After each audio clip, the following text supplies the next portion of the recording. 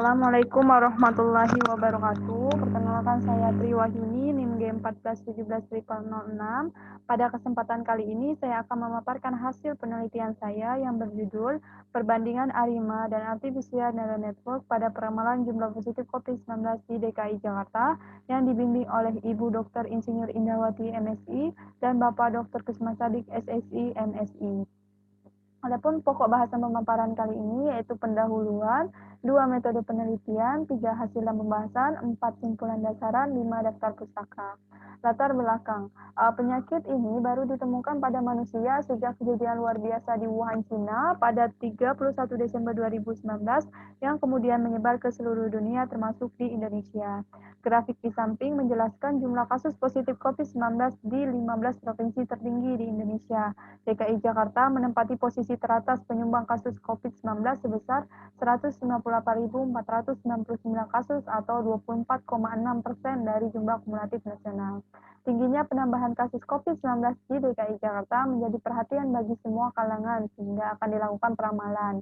Hasil peramalan yang baik dihasilkan jika metode peramalan yang digunakan sesuai dengan kondisi data. Grafik ini merupakan grafik yang memiliki kecenderungan pola tren yang tidak stasioner, sehingga akan digunakanlah metode ARIMA untuk peramalannya. Menurut Krirensian tahun 2008, model ARIMA merupakan suatu model yang cukup akurat untuk analisis data deret waktu. Kemudian, Zhang dalam Nusantara tahun 2016 mengatakan bahwa ketika model linier menghasilkan tingkat akurasi peramalan yang kecil dan kesalahan peramalan yang besar, kemungkinan model non-linier mampu menjelaskan dan meramalkan dengan lebih baik dibandingkan dengan model linier. Sehingga akan digunakanlah metode ANN pada penelitian ini yang merupakan metode alternatif yang ditawarkan untuk mengatasi masalah ketidakliniaran tersebut. Sehingga penelitian ini bertujuan untuk membandingkan metode ARIMA dan ANN untuk peramalan jumlah positif COVID-19 di DKI Jakarta. Data yang digunakan pada penelitian ini merupakan data harian jumlah positif COVID-19 dari 2 Maret 2020 sampai dengan 31 Desember 2020. Prosedur analisis data diawali dengan eksplorasi data, yang kedua yaitu pembagian data dengan cara membagi data menjadi data latih dan data uji, kemudian dilakukan prosedur analisis dari ARIMA, dilanjutkan dengan prosedur analisis dari ANN, dan dilakukan evaluasi metode terbaik berdasarkan pada nilai RMSE dan mata terkecil. Berikut ini merupakan prosedur analisis dari ARIMA.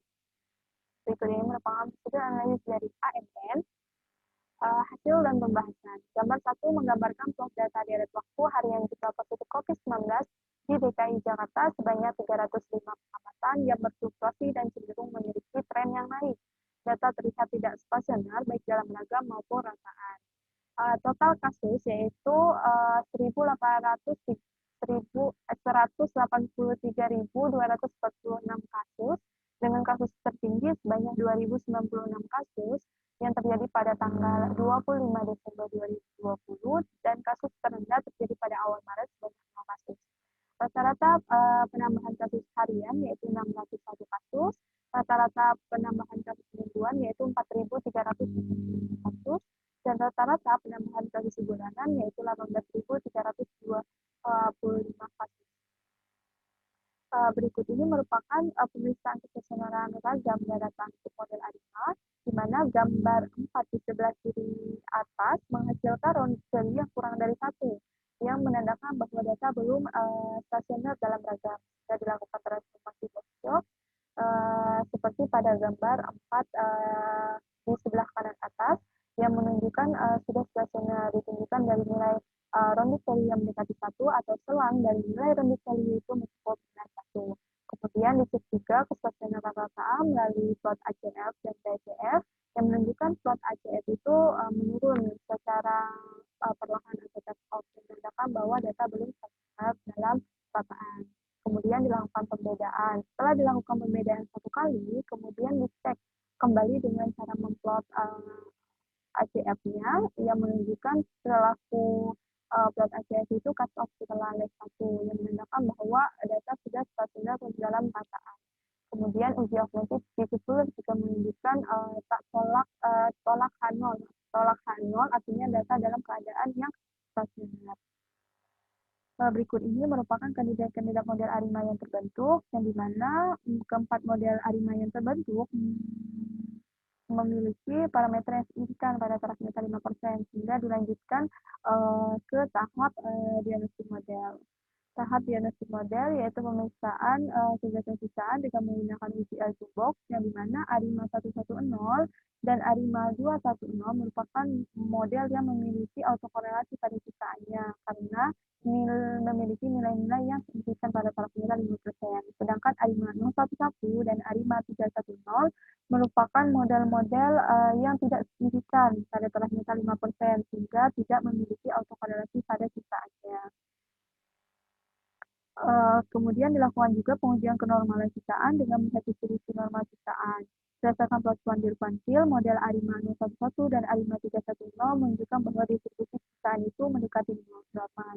Sedangkan secara uji formal juga nilai P-value yang dihasilkan itu lebih besar daripada taraf nilai, yang berarti terima hipotesis H0 yang menunjukkan bahwa sisaan berdistribusi.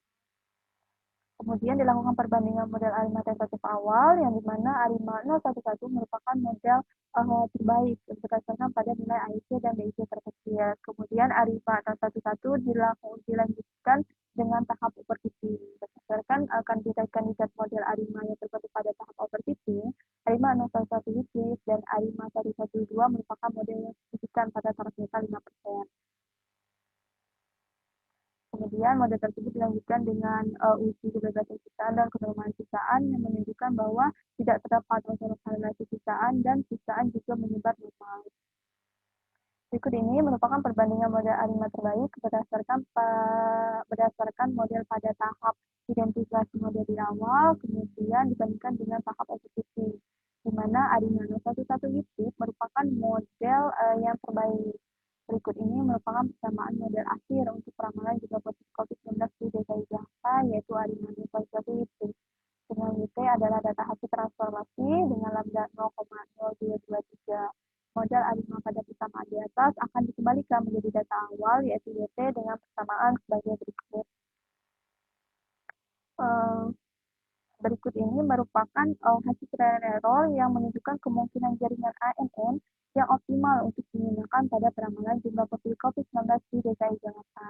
Berdasarkan 30 jaringan yang terbentuk, BP 311 merupakan BP yang paling optimal, base propagation yang paling optimal dibandingkan dengan 29 jaringan ANN lainnya.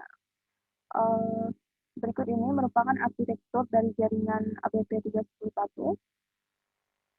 Perbandingan model ARIMA dan ANN dilakukan dengan memplot hasil peramalan dan juga membandingkan nilai RMSE dan MAP terkecil, yang dimana ARIMA memperoleh nilai RMSE dan MAP terkecil dibandingkan dengan model ANN.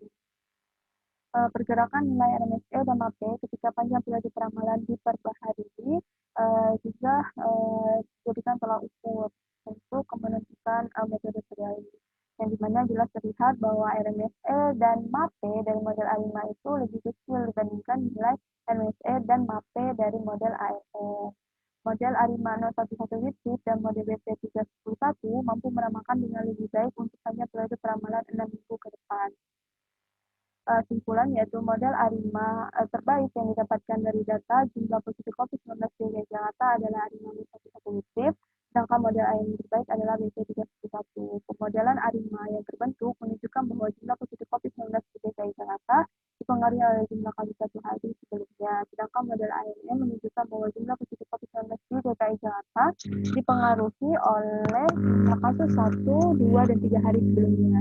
Berdasarkan kriteria akurasi yaitu RMSE dan MAP yang diperoleh menunjukkan bahwa metode ARIMA meramalkan jumlah positif COVID-19 di DKI Jakarta lebih baik dibandingkan dengan metode ANN. Peramalan yang dilakukan model ARIMA 011 dan